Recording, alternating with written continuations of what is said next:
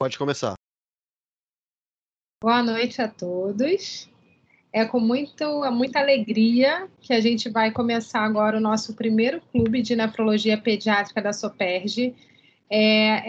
Uma atividade que foi idealizada pelo Dr. Franklin Hernandes e finalmente a gente está conseguindo dar início. A gente pretende que essa atividade tenha uma frequência trimestral e a cada sessão um hospital com serviço de nefrologia pediátrica ficará responsável por apresentar um caso. O primeiro hospital escolhido não foi à toa, foi o Hospital Federal de Bom Sucesso, é o hospital com o maior serviço de nefrologia pediátrica aqui do Rio, e hoje quem vai apresentar o caso e a discussão são a doutora Jaqueline Leal, que é médica do Serviço de Nefrologia Pediátrica do Hospital Federal de Bom Sucesso, e o doutor Heitor Guinâncio, que é R5 de Nefrologia Pediátrica do hospital. Sejam todos muito bem-vindos. Boa noite a todos. Eu gostaria de agradecer a Soperj, né, do Comitê de Nefropediatria. Acho que é uma especialidade que a gente precisa divulgar mesmo, estar mais presente na vida dos residentes, na vida dos pediatras. E Heitor e eu estamos representando o Hospital Federal de Bom Sucesso, mas tem várias pessoas que constituem um serviço e que contribuíram e contribuem para que a gente possa ter um atendimento adequado às nossas crianças. Esse caso em especial, eu vou falar só um pouquinho antes da gente começar, no tempo das pessoas entrarem, foi um serviço em conjunto, porque vocês vão ver que a gente precisou da avaliação de outros especialistas que a gente não tem no nosso serviço, como a reumatologia do Hospital do Instituto de Pediatria e Puericultura Artagão Gesteira, né, o IPPMG, e o Hospital Federal da Lagoa. Então, a gente, aproveitando, agradecendo a todos os colegas as discussões dos casos difíceis e que contribuem para uma melhor assistência do nosso paciente. Eu vou compartilhar minha tela com vocês. Espera aí.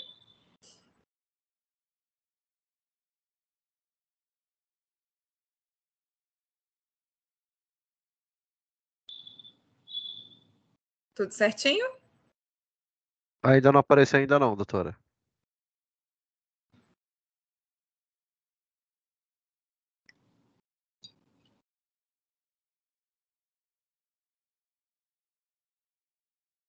Porque eu não cliquei na hora.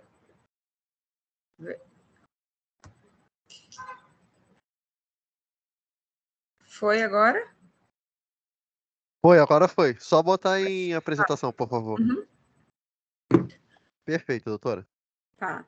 Então, vou começar a apresentar esse caso clínico, e aí a gente, em alguns momentos, se tiver algo, se eu estiver falando mais rápido, vocês podem me interromper, e a gente depois dá algumas pausas para a gente, no final, discutir.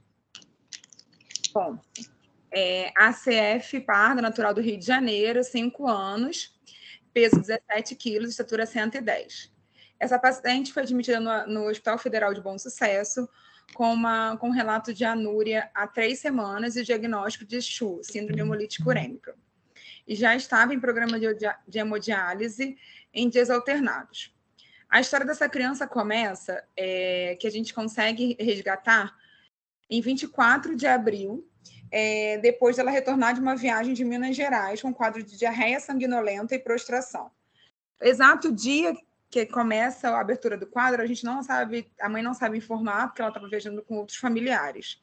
Em nenhum momento teve febre. A mãe já fala que nesse primeiro dia ela leva a unidade básica de atendimento e foi avaliada e liberada com sintomáticos. No entanto, essa criança, com 2 dias de evolução dessa diarreia sanguinolenta, ela evoluiu com piora do estado geral e sonolência. E aí precisou voltar a emergência, e aí tinha já diminuição do volume urinário e evoluiu progressivamente para anúria. No relato, a gente observa que tinha anemia, plaquetopenia e uma injúria renal aguda. E aí já se interroga a gente está diante de uma síndrome hemolítica urêmica, e isso é importante para todos os pediatras, né?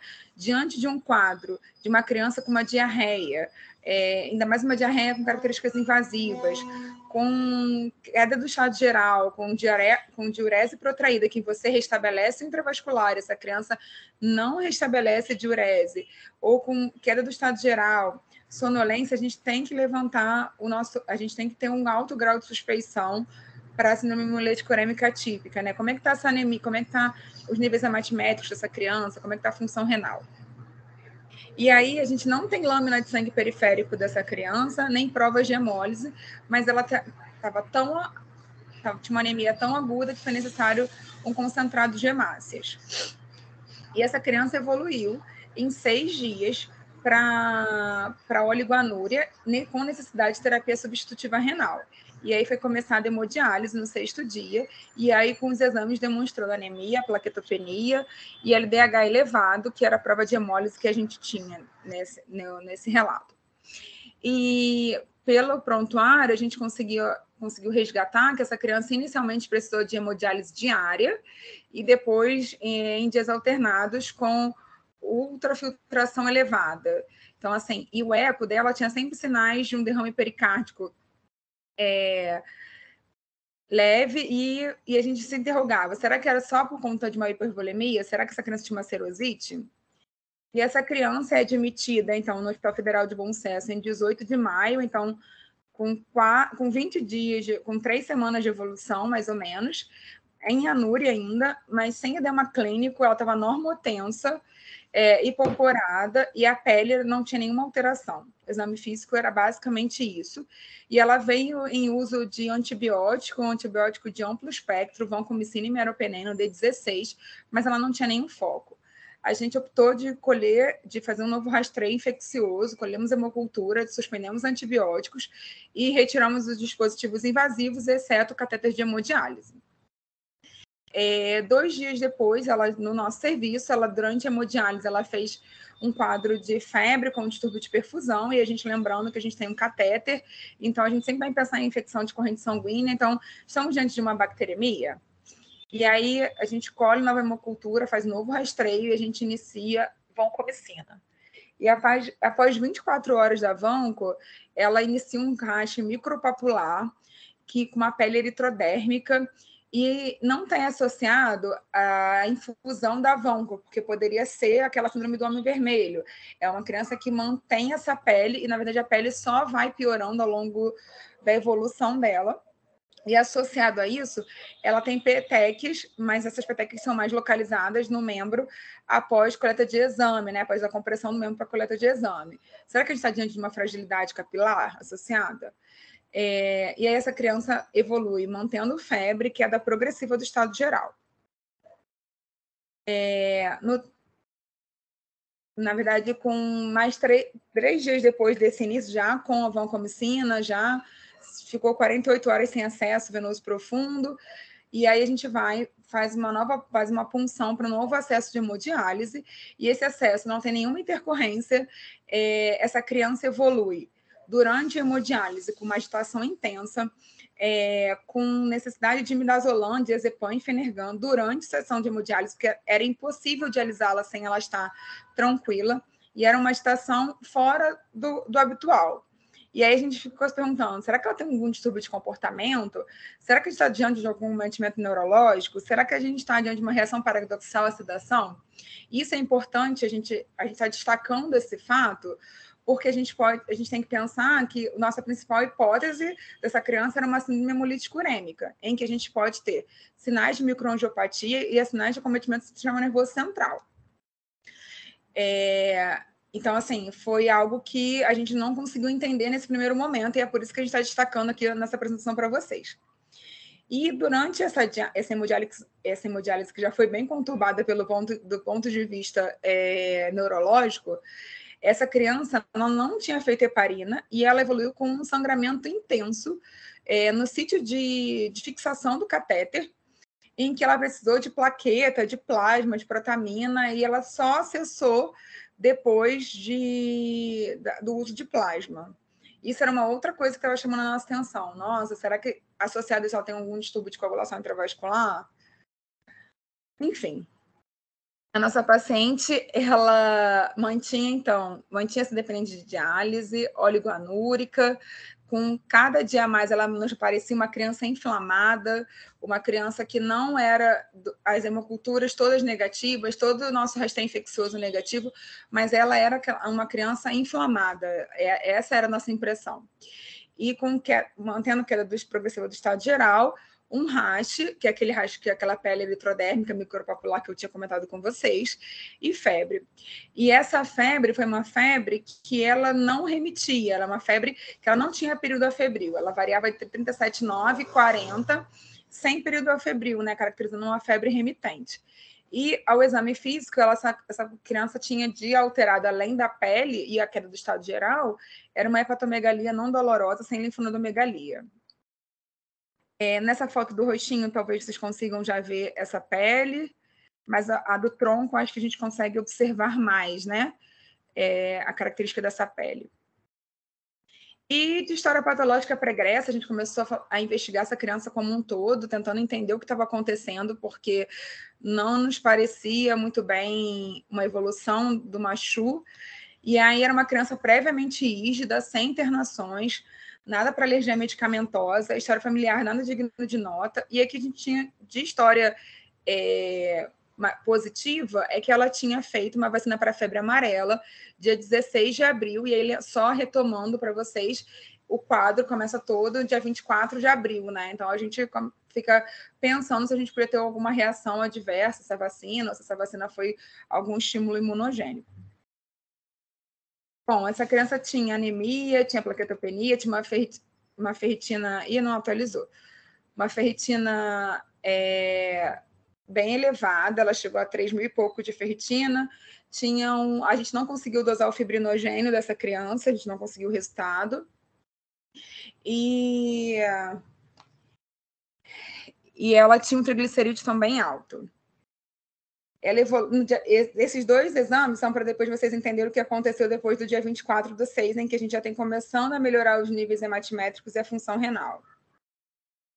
E aí, será que a gente está diante de uma síndrome hemolítica urêmica mesmo, pós-diarreia, ou uma síndrome hemolítica urêmica típica? Que febre é essa? Que evolução? Essa criança é uma criança que ainda mantém anúria, não tinha um quadro de hipertensão assim tão grave, essa pele eritrodérmica, será que a gente está diante de uma outra doença? E aí, aqui, só para a gente repetir o eco, ela mantinha um eco com derrame laminar posterior, sem nada para um derrame que pudesse nos sugerir algo para uma pericardite tuberculosa, e não estava hipertensa nesse momento. E aí a gente começou a discutir e a tentar imaginar os diagnósticos diferenciais para esse caso.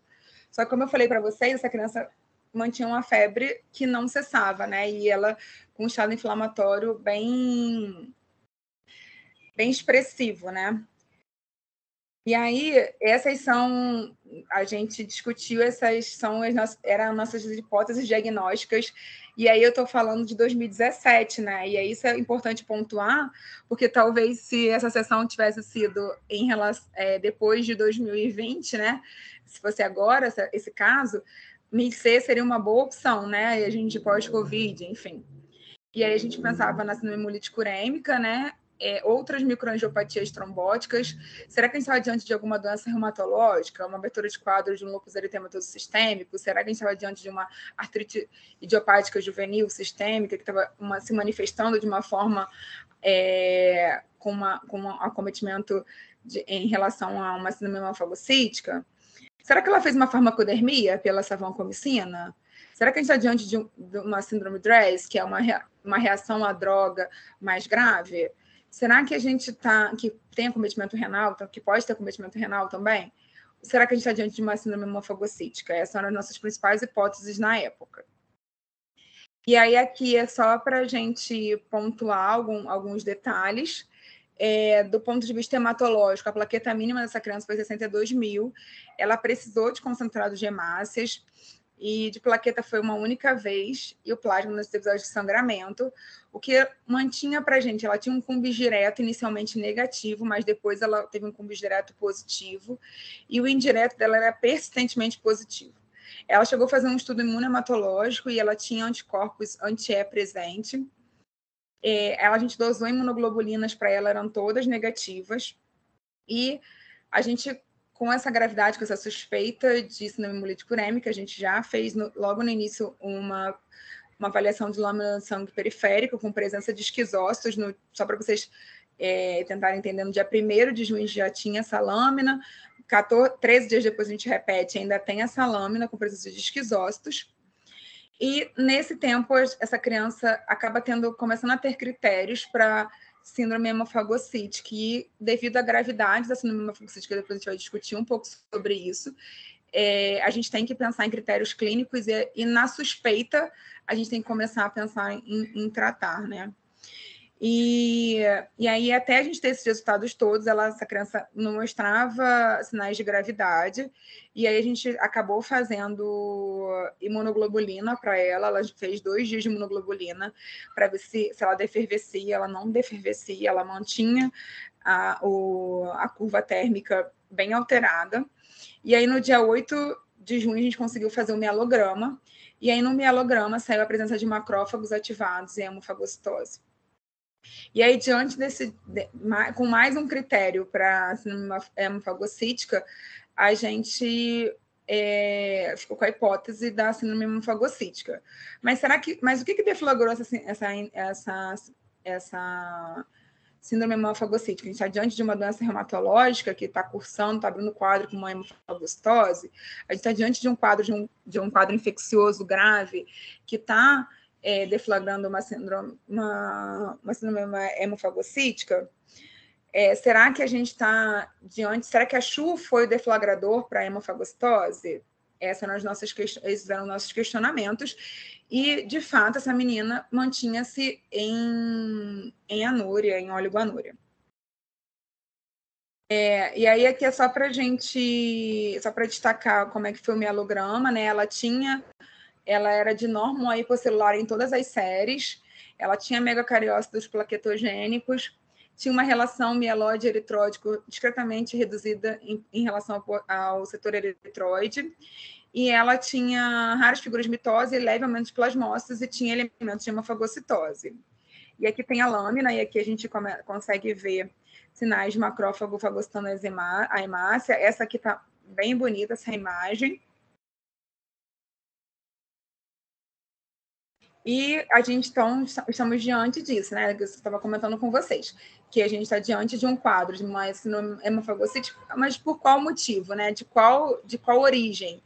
E aí, só para pontuar para vocês, todas as nossas hemoculturas, todas negativas, sorologias todas negativas, a gente conseguiu fazer PCR no sangue. O PCR para citomegalovírus, e o citomegalovírus é um vírus que está muito relacionado a um estímulo imunológico capaz de deflagrar uma síndrome hemofagocítica. Ele era positivo, mas com um limite, quando a gente avalia o quantitativo, é menor que 25 cópias, então é muito sensível. Então, na maioria dos testes dos outros kits, ele nem é ser considerado positivo. Para a gente atribuir ao CMV, a gente deveria ter um nível de cópias maior, em torno de 2.000 cópias. E a gente fez também para outros vírus da família herpes vírus, e todos negativos, né? E a família herpes vírus, ela pode ser uma das causas de hemofagocitose. A gente, devido àquele quadro neurológico, devido à queda do estado geral, a gente acabou fazendo também uma punção lombar, avaliando essa criança, e aí o líquor a gente conseguiu fazer sorologia IgM para febre amarela no líquor e veio negativa, porque a gente tinha aquela história da vacinação da febre amarela, né? 10 dias mais ou menos antes do quadro abrir. E também fizemos PCRs para vírus, para a família herpes vírus, para polioma vírus e para toxoplasmose, tudo negativo, e a cultura do líquor foi negativa.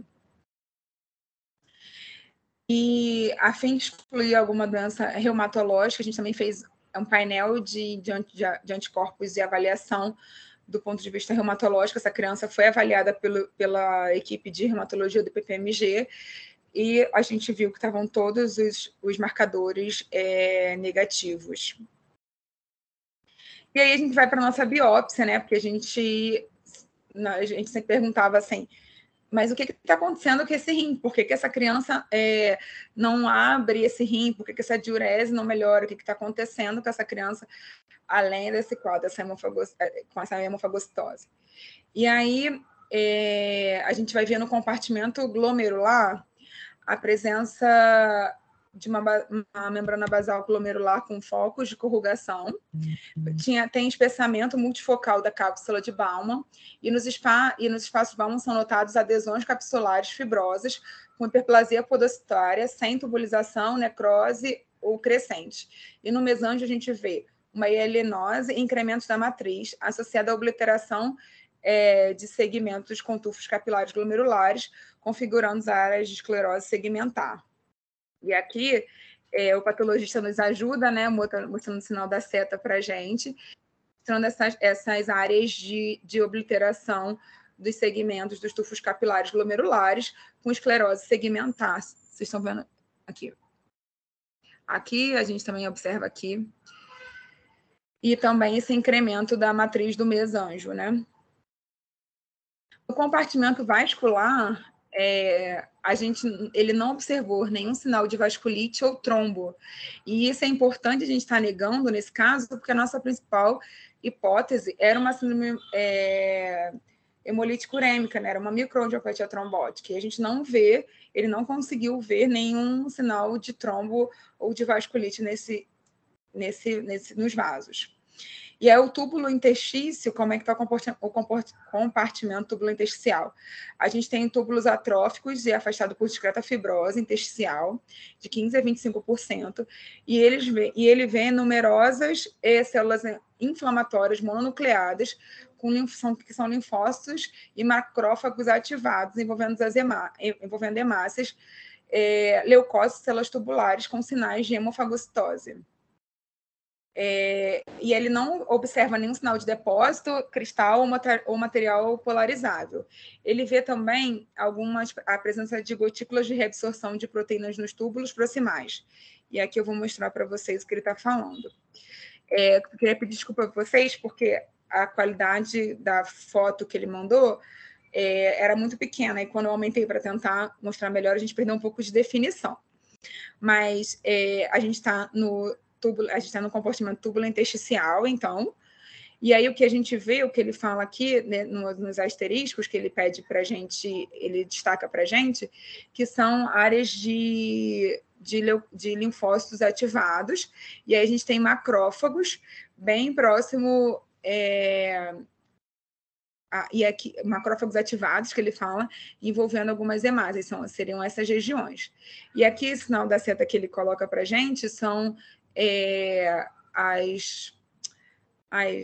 como é que ele descreveu? São cilindros hialinos envolvendo os túbulos. Na microscopia de imunofluorescência, a gente vê uma marcação bem pouca para IgM, granular mesangial, padrão. E aqui está a marcação.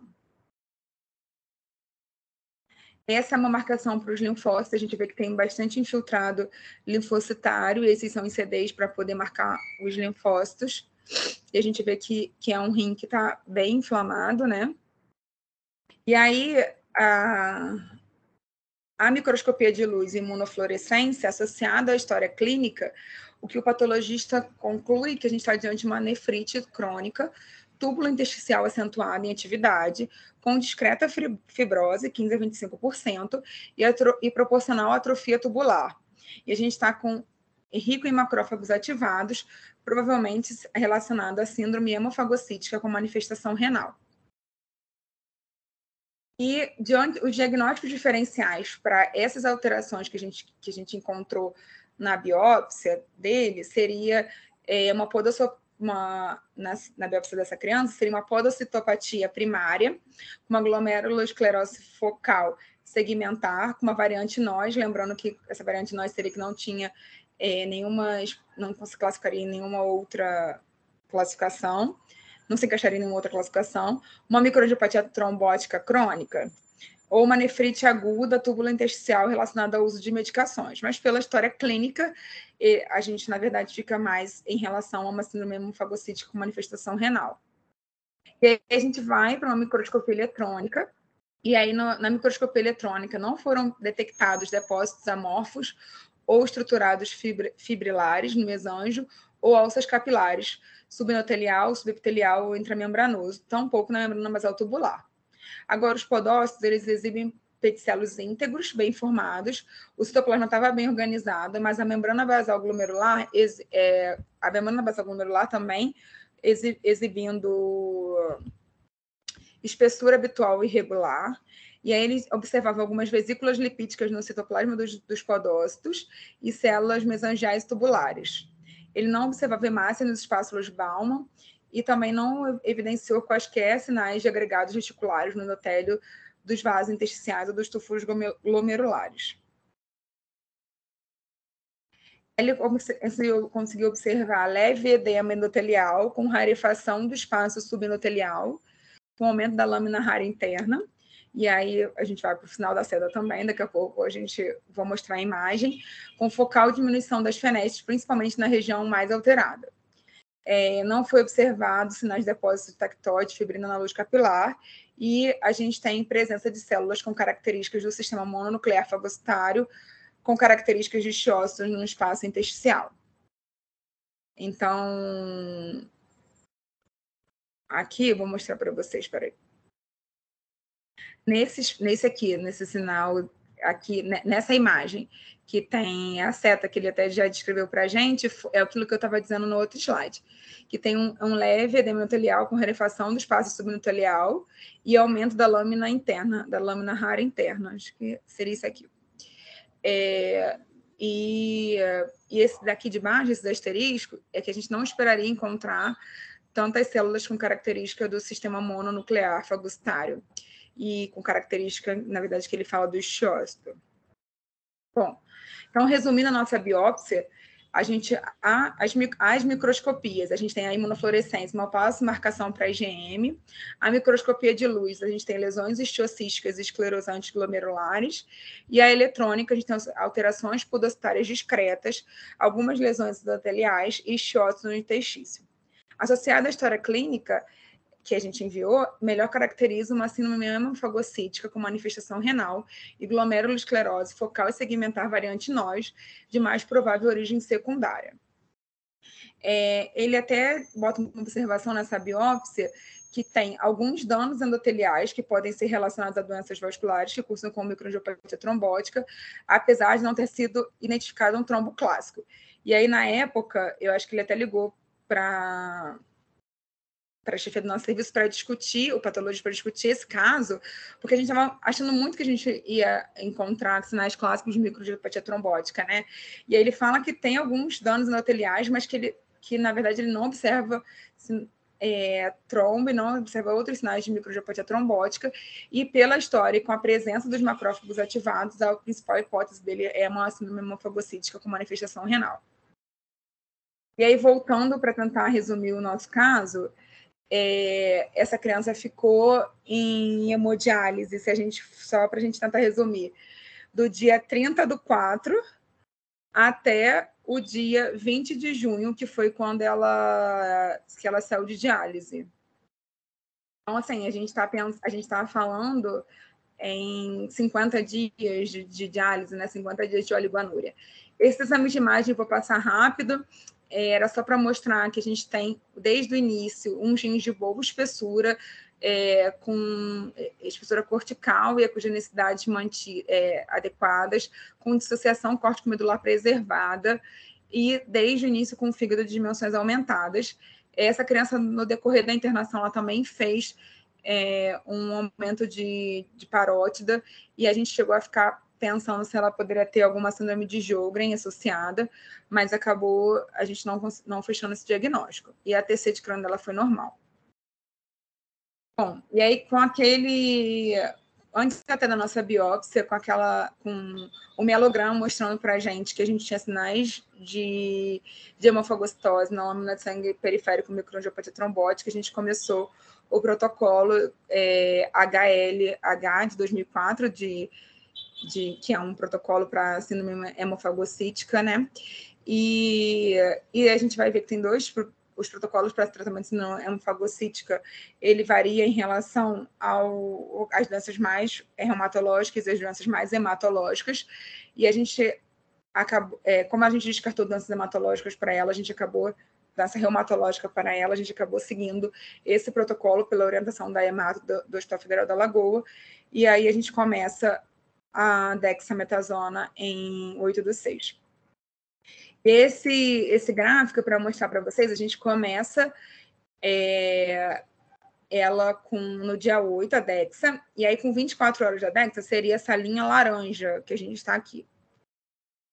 A gente ainda percebe que esse aqui é o 37,5, a gente ainda percebe que ela fica a maior parte do dia acima do 37,5, já mostrando que ela fica a maior parte do tempo febril. Com 48 horas, essa curva térmica, que seria o azul e os quadradinhos, já vai melhorando. O rosa melhor ainda, 72 horas, e com 96 horas essa criança está afebril, e a gente pensar, só destacando que ela tinha ficado 16 dias febril, sem diminuir a temperatura de 37,8.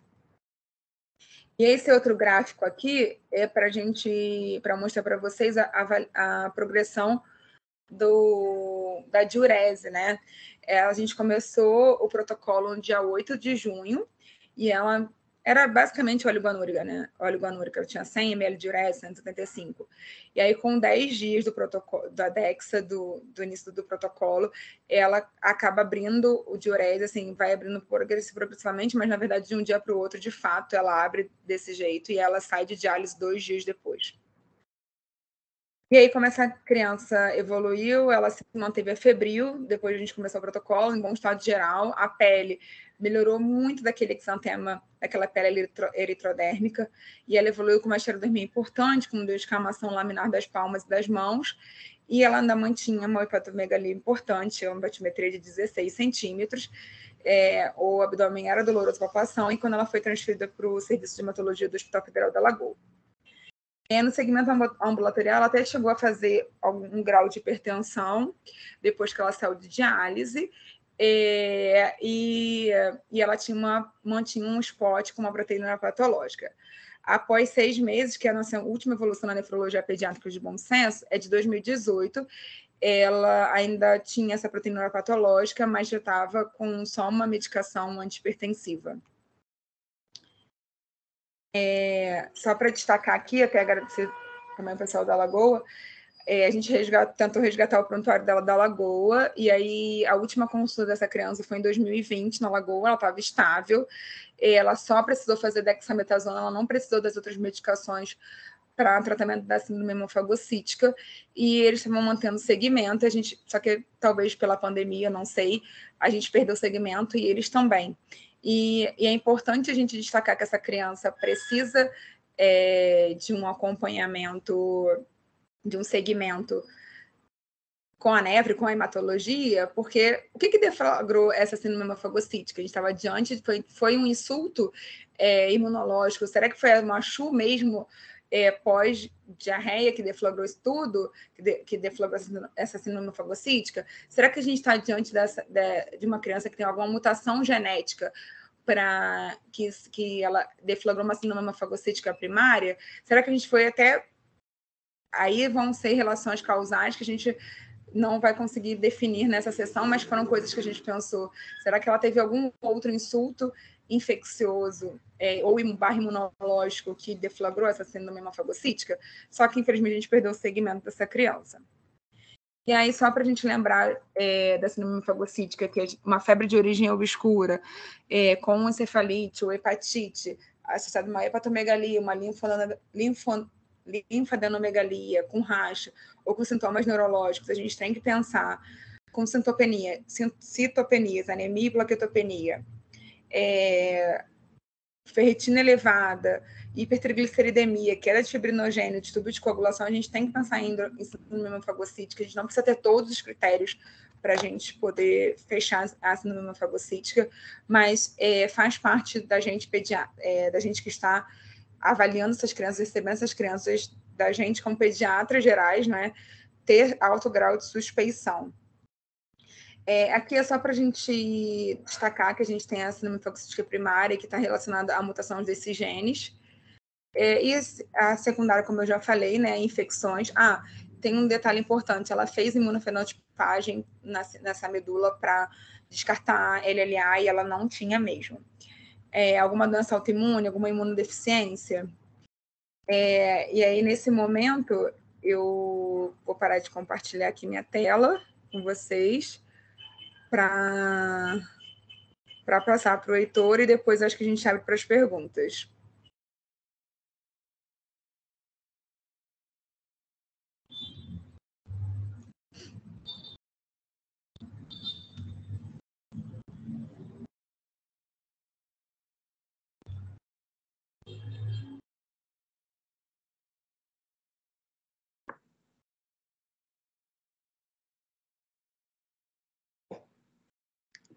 Boa noite, eu sou Heitor, sou médico residente R5 do Serviço de Nefrologia de Bom Sucesso e eu vou comentar um pouquinho sobre a síndrome hemofagocítica, né? A linfocitose hemofagocítica é uma síndrome potencialmente grave por conta de uma ativação excessiva do sistema autoimune, né? Então, tem um defeito do downregulation do sistema imune. E aí pode afetar pacientes em qualquer idade, mas é mais comum a gente ver os quadros em pacientes pequenos, na faixa etária pediátrica. A fisiopatologia, né, está associada a uma incapacidade, né, do sistema imune restringir a resposta imune de macrófagos e linfócitos ativados, ou seja, é uma falta do downregulation do sistema imune. E aí muitos pacientes, especialmente bebês e crianças, têm essa anormalidade de forma hereditária, né? E outras pacientes apresentam esse quadro por conta de um gatilho imunológico. E aí nosso paciente, a gente fica até pensando também se a vacina para a febre amarela foi um gatilho imunológico para ele. Ou ainda infecções, malignidades ou distúrbios reumatológicos, né? Então, lúpus, AIJ, entre outros. A apresentação da doença, né, na maioria das vezes ocorre um paciente agudamente grave com envolvimento de múltiplos órgãos, né, e os achados clínicos comuns incluem febre, que a nossa paciente tinha, hepatospleno, que a nossa paciente também tinha, erupção cutânea, que também tinha, linfadenopatia, sintomas neurológicos, que, como a Jaque havia falado lá naquela sessão de HD, que a gente funcionou um catéter da paciente e ela precisou de sedação com midazolam, diazepam e Fenergan também. Citopenias, que a nossa paciente apresentava, anemia, plaquetopenia, ferritina aumentada e anormalidade nos testes de função hepática. Então, esses são sinais e sugestivos, né? São achados clínicos e laboratoriais sugestivos da síndrome hemofagocítica. Na avaliação inicial do paciente com síndrome hemofagocítica, né, a gente deve solicitar o hemograma, o estudo da coagulação, da função hepática, solicitar ferritina, triglicerídeos, cultura, testes virais que foram feitos, né, para a família herpevírus aí, principalmente, exame da medula óssea, punção lombar e também uma avaliação do crânio, né, e aí pode ser tanto uma ressonância ou uma tomografia, o que a gente conseguir com mais facilidade e o que se adequar também à clínica do nosso paciente. E aí, na avaliação específica, né, a gente tem algumas substâncias que a gente pode dosar, mas a maioria dessas substâncias só são feitas em laboratórios específicos para pesquisa, né, então são exames difíceis de conseguir na prática clínica, a maioria deles. Alguns a gente até consegue, mas a maioria são exames difíceis de serem solicitados no dia a dia. Né? Então, são receptor de interleucina 2 alfa solúvel, o CD25, o CD136, níveis de IgG, IgA e IgM, subpopulação de linfócitos, citometria de fluxo e também a dosagem do CXCL9. O diagnóstico, né, ele vem aí de uma série de sinais, sintomas e dados achados clínicos da história do paciente, junto com 5 desses critérios abaixo, né? São 9, e aí, para a gente fechar o diagnóstico, de acordo com o consenso de 2004, a gente precisa de 5 achados desses, né? Então, febre maior que 38,5, esplenomegalia, citopenia em 2 linhagens sanguíneas, hipertrigliceridemia ou uma diminuição do fibrinogênio, hemofagocitose na medula óssea, no baço, em algum linfonodo ou no fígado, uma ferritina aumentada, uma atividade de células NK baixa ou ausente, o marcador CD25 elevado e o CXCL9 elevados. Então, a nossa paciente, ela fechava os critérios, né, para síndrome hemofagocítica, apesar da gente não ter conseguido aí algum desses marcadores. Por outros critérios, ela já tinha o diagnóstico confirmado. E aí a gente percebe também que na síndrome hemofagocítica, né, ele não coloca a hemofagocitose na medula óssea, no baço, no linfonodo ou no fígado como um critério obrigatório. Então, a gente pode ter, sim, síndrome hemofagocítica e não encontrar na medula óssea, no baço, em linfonodos, no fígado, ou no nosso caso, até no rim mesmo, sinais de hemofagocitose. Né? Se a gente tiver outros 5 critérios, a gente também pode fechar o diagnóstico. É difícil, a maioria das vezes a gente encontra esse sinal de a hemofagocitose, mas a gente tem que ficar atento também que se a gente não encontrar, a gente não necessariamente exclui esse diagnóstico. E aí o tratamento, na maioria das vezes, são doentes graves, que exigem suporte de urgência, né? Então a gente tem que ofertar aí, tratamento o mais rápido possível. Na maioria das vezes, esses pacientes requerem leitos de terapia intensiva, com suporte ventilatório, suporte hídrico, manejo eletrolítico também. Diálise, no nosso caso, que a nossa paciente precisou aí de um tempo prolongado de diálise. E o que mais a maior barreira, né, para o nosso tratamento bem sucedido é um atraso no diagnóstico. É a gente, às vezes, não pensar nessa doença, né, e aí a gente deixa passar o tratamento. Então, para pacientes agudamente doentes, né, a sugestão é que seja feito a dexametasona ou etoposídeo, né, e até terapia intratecal em alguns pacientes, quando eles têm um acometimento do sistema nervoso central. E aí, outra estratégia, né, e aí acaba entrando mais na parte do hematologista, seria o transplante alogênico de células hematopoéticas. Aqui eu coloquei alguns trabalhos que a gente encontrou, né, alguns relatos de caso sobre síndrome hemofagocítica. E aí eu selecionei 3 aqui, né, são bastante difíceis de encontrar relatos de caso da síndrome hemofagocítica, não é fácil o diagnóstico, e aí também não é fácil encontrar trabalhos disponíveis, né? Mas eu selecionei 3 aqui para a gente poder discutir. Esse primeiro que eu escolhi colocar aqui foi de um paciente de 65 anos de idade, né? Que aparentemente apresentou síndrome hemofagocítica por um gatilho infeccioso, né? E causados por influenza e pneumococo, tá? Que conseguiram isolar nas culturas. Era um paciente de 65 anos de idade, né? Então, assim, ele foge da faixa etária pediátrica. Isso que eu achei interessante, né? E esse paciente, ele veio a óbito. Apesar de todo o tratamento de suporte, ele não resistiu. Selecionei um outro caso aqui também, né, de um pré-escolar, menino de 4 anos de idade, que apresentou também síndrome hemofagocítica, e o gatilho dele foi uma diarreia, né, fecharam um diagnóstico de CHU para ele, e ele ficou bem depois do tratamento instituído. E aí o segmento dele, fizeram um segmento por 2 anos dele, ele ficou bem depois do quadro. E selecionei mais um caso aqui de um paciente, de um lactente de 21 meses, uma menina, com história de febre e sintomas respiratórios, que o gatilho, quando foram investigar para a síndrome hemofagocítica, foi a infecção por citomegalovírus, né? Como a gente comentou aí durante a nossa discussão, as infecções virais são causas frequentes, né? São causas mais comuns de gatilho da síndrome hemofagocítica. Então é isso. Obrigado por todos que acompanharam aqui a nossa discussão. Eu vou voltar aqui a tela. Queria parabenizar muito Jaqueline e Heitor pelo caso assim, super interessante.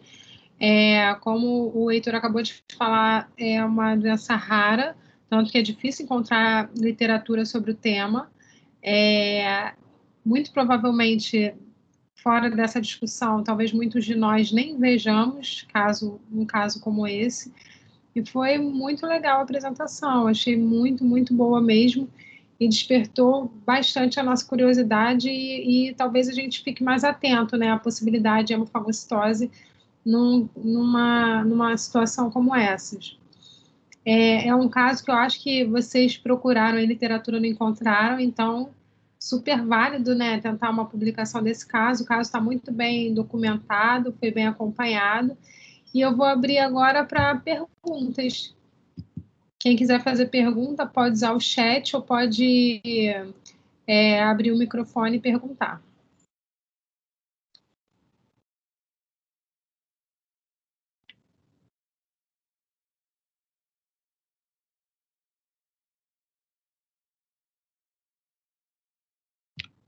A Roberta mandou uma mensagem aqui no chat, parabenizando os apresentadores.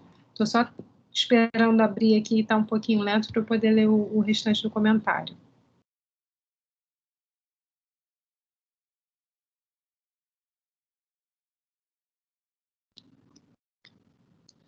Enquanto não abre, eu vou fazer uma pergunta. O Heitor mostrou para a gente um artigo que a criança tinha os 2 diagnósticos, né, de síndrome hemolítica urêmica e hemofagocitose. O que vocês observaram assim, de diferença, além da biópsia, claro, né, entre o caso que vocês apresentaram agora e esse relatado na literatura?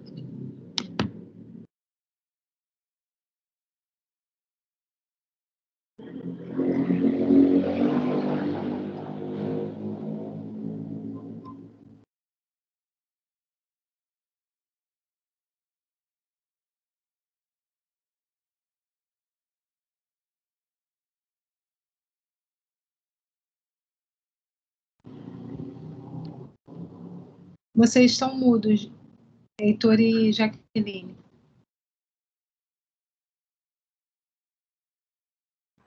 Quer falar, Heitor? Ô, doutor, tá mudo, senhor. Tá mudo, Heitor. Abriu agora? Foi? Abriu, Sim, foi? pode continuar, por favor.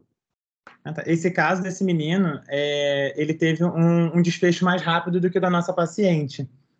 Melhorou tanto da parte laboratorial, né, quanto da parte clínica bem mais rápido do que a nossa paciente. Acho que foi a principal diferença aí que a gente teve. Uhum. O nosso caso, apesar de ter esquizócitos no sangue periférico, a gente não via tanto um grau de hemólise assim tão marcado quanto também desse outro caso. E, na verdade, Thaís, a gente sempre fica com uma alta suspeição se ela não tem uma síndrome hemolítica urêmica, né? Atípica. A gente ainda está nesse... Essa era a grande questão da gente que perdeu o segmento dessa criança. A gente não pode perder o segmento dela, né? Porque a gente não sabe se em algum momento você vai fazer aqueles quadros mais indolentes que a gente vê algumas crianças com síndrome hemolítica urêmica atípica, que até deflagra, que faz alguns episódios de hemólise, que faz aqueles quadros mais indolentes, sem abrir um quadro franco, né? Então, essa criança, ela é uma criança que a gente tinha que estar acompanhando mesmo, né? Para a gente estar acompanhando se ela vai ficar com... Se ela apresenta depois dessa resolução desse quadro mais agudo da hemofagocitose algum outro sinal de hemólise, algum outro comprometimento de algum outro órgão-alvo. Assim, o que a gente teve nessa consulta da Hemato de 2020, ela estava com uma função renal de uma creatina de 0,6, que é normal para a faixa etária dela, e com uma hipertensão leve. Assim, a gente também não espera tanto na síndrome hemolítica urêmica atípica. Mas a gente, na verdade, essas doenças raras são doenças que a gente tem que ir seguindo, né, para poder acompanhar. Mas acho que a diferença principal que eu penso foi essa. E aí, nesse caso, também, esse menino respondeu muito bem a imunoglobulina, né? Esse corticoide imunoglobulina. A nossa paciente, ela só vai melhorar mesmo quando a gente faz o tratamento específico, né? Que é a dexametasona. Sim, sim. Mais alguém gostaria de fazer alguma pergunta? Vinícius, vocês estão me escutando? Sim. Tudo bom, gente? Seguinte, a imunoglobulina para paciente na época, ela entrou por um motivo que eu acho que não sei se ficou bem esclarecido. Um dos diagnósticos diferenciais também entrou com a Kawasaki, apesar de estar fora de uma faixa etária de maior incidência, mas o Kawasaki acabou entrando pela questão de febre por mais de 5 dias, rasgo cutâneo. Ela não tinha nenhum outro acometimento, mas naquele período a gente pensou que poderia ter sido um Kawasaki atípico. E a gente acabou fazendo imunoglobulina por esse motivo também. Acho que não ficou bem determinado aí na evolução, mas entrou. O que a Jaqueline falou é pertinente. Tem hemólise, teve um padrão de microangiopatia trombótica, né? Porque teve uma lâmina de sangue periférico com esquizócito, que é um marcador, não tem como negar, mas a gente não conseguiu identificar trombo em lugar nenhum. Mas a gente biopsiou um pouquinho mais para frente, porque ela estava plaquetopênica, anêmica, ela não tinha condições de uma biópsia tão precoce na evolução clínica dela. Ela não me deu janela para biopsiar ela, a gente só entrou nela depois, né? Obrigada, Vinícius, pela sua contribuição. Se você também quiser acrescentar alguma coisa na biópsia, alguma outra descrição. Esse caso foi um caso bem emblemático para todos nós do serviço, né, Vinícius? Eu acho que a gente tem ele na memória bem vívido, assim. E foi até bom a gente pensar em fazer essa sessão, porque eu fiquei com vontade de resgatar essa paciente, de contactar os familiares, de gente usar o serviço social. E a gente tem que parabenizar demais o serviço pelo brilhantismo na condução, né? A gente sabe de todas as dificuldades do paciente, é uma doença muito grave, com alta letalidade. Vocês não só conseguiram fazer o diagnóstico, documentar, isso que o Vinícius falou é uma realidade. Como é que você faz uma biópsia numa criança que tem essa alteração toda hematológica, né, sem sangrar, um procedimento de muito risco? Vocês conseguiram fazer a biópsia, documentar o caso, e a biópsia fez toda a diferença na vida da criança, né? Então, estão todos, assim, muito de parabéns. É um caso que realmente dá orgulho de ver e que nos ensina muito, né? Nos ensina muito.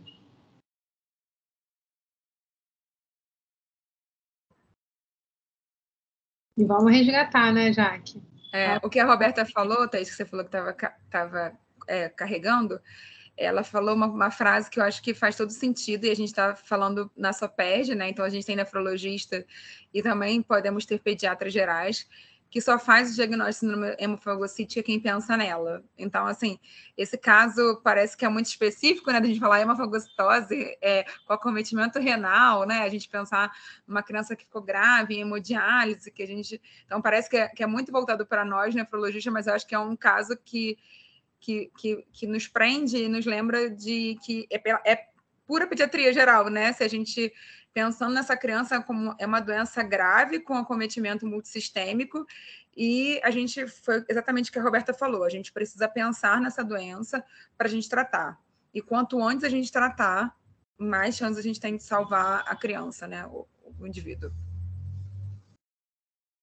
Sim. Lembrar sempre que a gente, enquanto pediatra, né, e especialistas, a gente precisa também dos outros colegas das outras especialidades, né, para a gente oferecer o melhor tratamento para essa criança, né? Nem sempre a gente dá conta de resolver tudo sozinho, e aí eu acho que nesse caso foi super importante a presença também do hematologista, né, para poder, junto com a gente, orientar. Realmente dá vontade mesmo de buscar de volta aí essa paciente, né? Ela tinha uma proteinúria patológica não nefrótica no segmento, e aí para onde foi essa proteinúria, né? Como que ela está agora? Teve algum acometimento renal depois desse tempo todo? Essa proteinúria progrediu, regrediu, né? O que aconteceu com essa menina aí nesses 5 anos que passaram, né? E até também para a gente saber com a família, né? Tem casos de síndrome hemofagocítica.